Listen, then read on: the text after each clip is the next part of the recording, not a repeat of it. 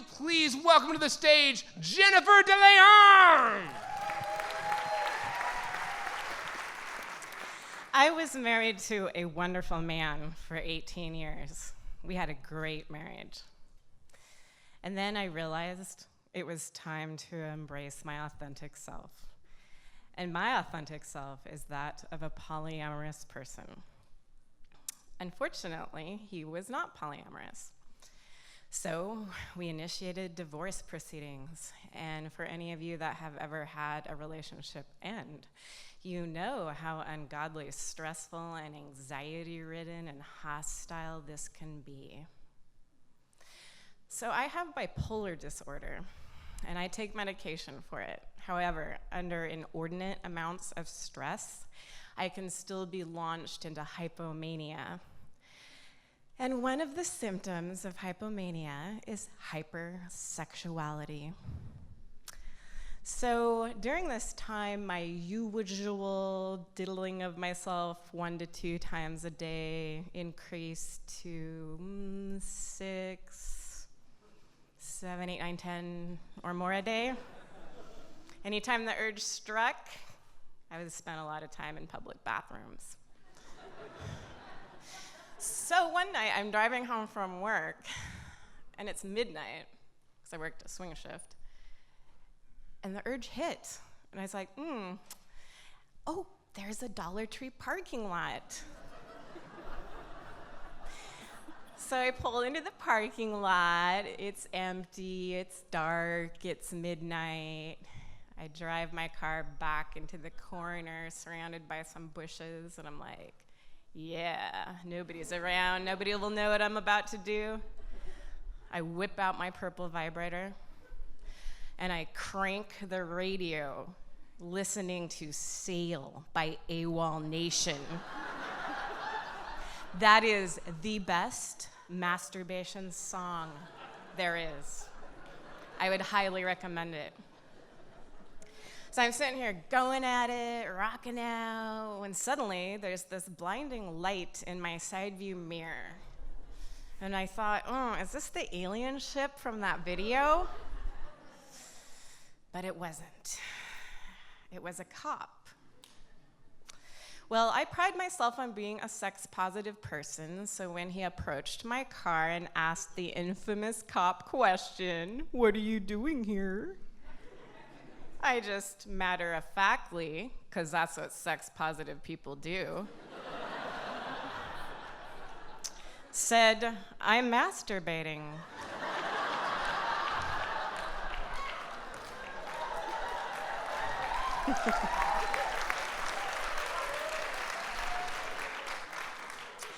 And this was his response.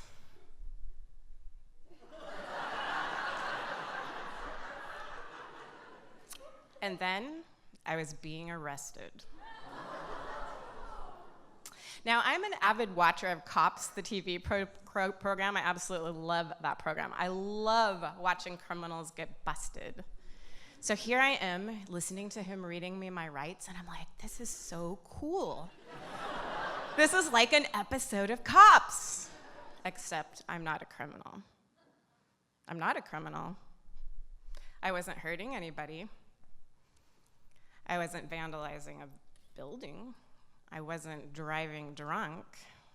And yet I was being arrested for public indecency, and there wasn't even a public. And it's a sex crime. For whatever reason, he did not throw me in jail that night and instead just wrote me a ticket that had my arraignment date on it. So a few days later, I was called into work.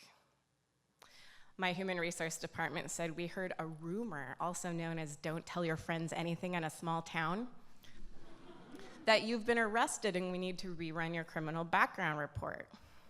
And they did. And my arrest popped up, and they called me back in to talk about it. And I thought, oh, well, that's no big deal. I'll just explain to them what I was doing, and everything will be fine. I wasn't hurting anyone, so they should understand. So I told them, and they did understand. But unfortunately, they're not the ones that get to decide if you stay or go if you have an arrest on your record. Now, I worked as a support person for developmentally disabled adults at that time. I worked with them in their residence. And it turns out that the Department of Human Services is actually the controller of all occupations where you work with other human beings, and they control arrests and terminations and hirings and all that kind of stuff. They do not tolerate unresolved arrests, and especially not ones where you may be convicted of a sex crime. So I was fired immediately. And I was also blacklisted in the company. Everyone knew who I was, and they knew that I was potentially dangerous, and I was not allowed on the property. And if I saw the residents when we were out in the community, they were to do everything they could to keep them away from me. So, I had worked in this particular field for 10 years prior to this incident. I had begun my occupation as an instructional assistant for special needs children, which I loved. I did that the longest. And then I went on to take care of the elderly in their homes, which I also loved. And then that last job was working with developmentally disabled adults, which was actually my favorite. I love helping people. Helping people is what I was born to do. Helping people is my passion. If I'm not helping someone, then I'm not serving my life's purpose. And as far as I was concerned, the legal system, I felt, had just stolen that from me.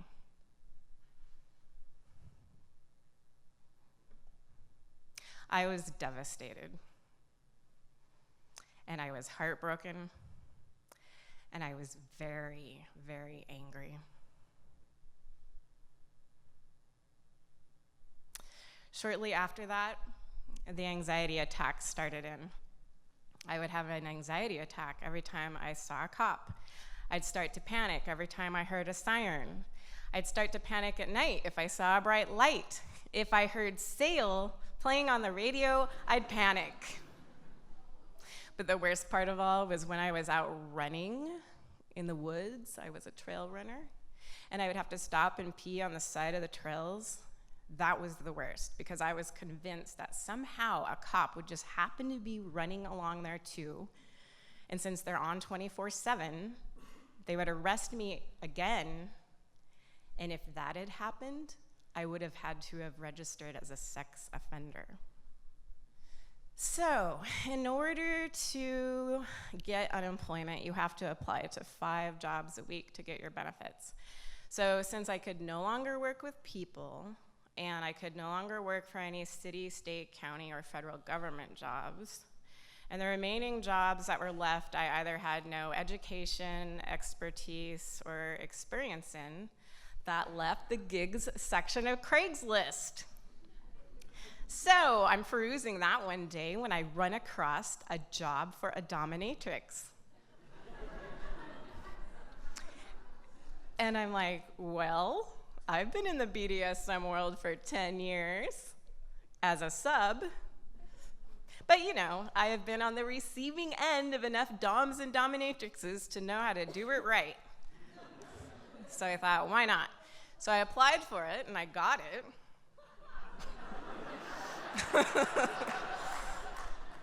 I was like, oh. So my first client was a foot fetish session. Now, I know what a foot fetish is, but what I did not know was how was I going to entertain someone for an entire hour with my feet?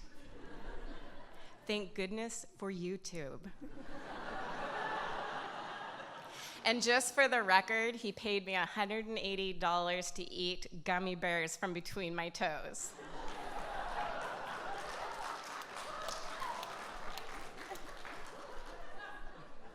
So, a couple months into this, I ended up being sort of a role-playing expert. I got requests for mommy son, for student teacher, for boss employee, and they all had the same theme. I did something bad. I looked in mommy's underwear drawer. And now you must be spanked. So numerous times in the middle of these sessions, I'm like spanking grown men's asses, thinking to myself, I am a grown woman spanking a grown man's ass, who came here and asked me to do it and paid me. So awkward. So after a while, though, I started noticing something very distinct. There was this pattern, and I noticed people were coming to me asking me to discipline them for real-life issues. I would get things like, I haven't lost enough weight this week. I need a spanking. I partied too late last night and got nothing done today. I need a spanking. And my favorite was, I've been jacking off to porn 24/7. I need a spanking. Right. You're probably watching spanking porn. So one day I get this client in who informed me that there are a handful of professional disciplinarians around the United States who are also life coaches. And I thought, And then a light bulb went off. I thought to myself, I'm gonna do it. And I did. And I named my business Life Coaching with a Twist.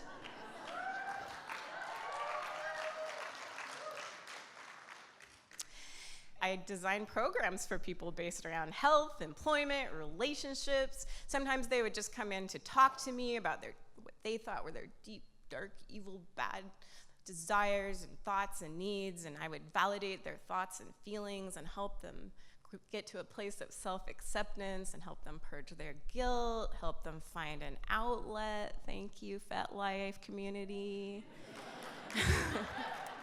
I would help them with their fetishes if I could, or send them to someone else who could do a better job.